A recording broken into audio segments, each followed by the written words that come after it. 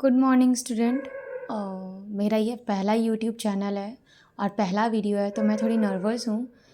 But यहाँ पे आपको इंडियन कॉन्ट्रैक्ट एक्ट दिख रहा है। मैं एक लॉ स्टूडेंट हूँ और मैं चाहती हूँ कि कोई भी बच्चा जो इंडियन कॉन्ट्रैक्ट एक्ट जब वो लॉ यूनिवर्सिटी या कॉलेज में आके पढ़ता है तो बहुत बच्चे का दिमाग और पूरा बॉडी जवाब दे जाता है। बिकॉज पतली सी बुक में बहुत सारे कंटेंट और बहुत कुछ होता है, तो पढ़ते पढ़ते इंसान का दिमाग बहुत प्रेशराइज्ड हो जाता है।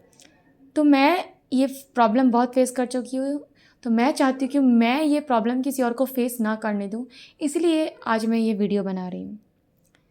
तो हम लोग डायरेक्टली पॉइंट पर आएंगे। ये मेरा पहला वीडियो, तो मैं चाहती हूँ कि आप लोग देखो और मेरा रिव्यू दो कि हाँ मैं क्या कर रही हूँ, क्या मैं सही से पढ़ा रही हूँ या नहीं, आप लोगों को पसंद आ रहा है या नहीं, कुछ और इम्प्रूवमेंट चाहिए।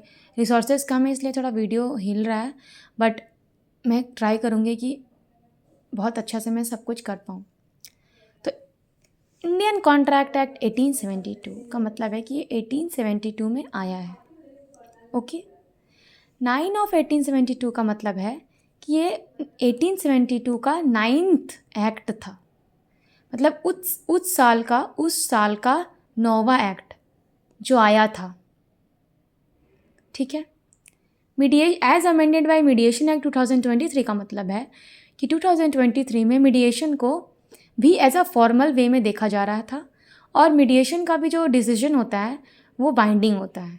तो अब कॉन्ट्रैक्ट एक्ट में भी अगर कोई प्रॉब्लम कॉन्ट्रैक्ट एक्ट से अराइज हुआ है और उसका डिसीजन आप अगर मीडिएशन में जाके तय करवाना चाहते हैं या ये चाहते हैं कि आपका जो अदर पार्टी है वो माने कि मीडिएशन में जो डिसीजन लिया गया है उसको अगर बाइंडिंग करना है, तो उसके लिए आपको कोई तो रूल्स एंड रेगुलेशन लाना पड़ेगा ना।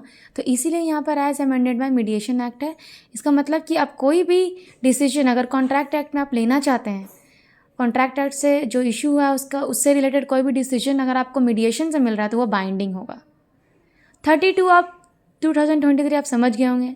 32nd एक्ट ऑफ 2023 ये हुआ। इसमें क्या क्या चीज़ है बस ये लिखा हुआ है। इसमें स्टेट अमेंडमेंट्स का मतलब हुआ कि जो इंडियन कॉन्ट्रैक्ट एक्ट है ना, वो आपका concurrent list of 7th scheduled of Indian constitution, जो लोग पढ़े हुए समझ गए होंगे, जो नहीं पढ़े उतना फोर्स मत दीजिए।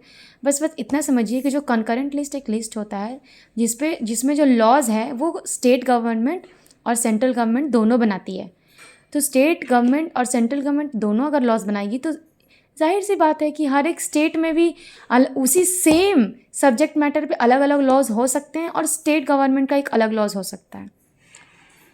तो स्टेट अमेंडमेंट्स का मतलब है कि कंकरेंट जो कॉन्ट्रैक्ट एक्ट है वो कंकरेंट लिस्ट में आती है, इसीलिए ये पॉसिबिलिटीज़ है कि हर एक स्टेट में कॉन्ट्रैक्ट एक्ट में कुछ चेंजेस हो सकते हैं। मतलब कॉन्ट्रैक्ट एक्ट में चेंज नहीं होगा, वहाँ कुछ अलग एक्ट बनाया जाएगा जिससे कि कॉन्ट्रैक्ट एक्ट का जो बेसिक्स है वो कुछ डिफरेंस हो सकता है।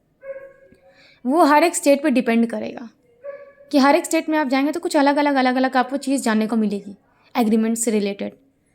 फिर बेयर एक्ट का क्या मतलब है? बेयर एक्ट का मतलब होता है कि ऐसा इसमें जो लॉज लिखा हुआ है उसको माना जाता है कि डायरेक्टली पार्लियामेंट ने लिखा है।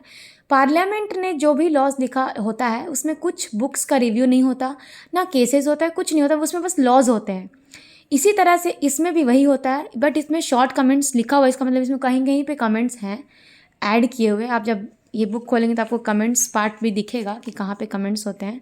बट बेसिकली बेयर एक्ट का मतलब होता है कि ये एक प्योर फॉर्म ऑफ लॉ है। इसमें जो वर्ड्स टू वर्ड्स लिखा हुआ है वही है सही लॉ। इसमें किसी भी इंसान का खुद का एनालिसिस नहीं है लॉ के ऊपर, ना कोई क्रिटिसिज्म है, ना कोई केस लॉज का एनालिसिस है, कुछ नहीं है, सिर्फ लॉज है। इसीलिए बेयर एक्ट एक लॉ प्रोफेशनल्स पढ़ते हैं। थैंक यू स्टूडेंट्स, यही मेरा फर्स्ट वीडियो था। आप लोग प्लीज़ रिव्यू देना कि कैसा है, उसके बाद मैं नेक्स्ट पार्ट लेके आऊँगी। और मैं ये वादा करती हूँ आप लोगों से कि आपका कॉन्ट्रैक्ट एक्ट का एक एक पेज एक एक सेंटेंस एकदम क्रिस्टल क्लियर हो जाएगा।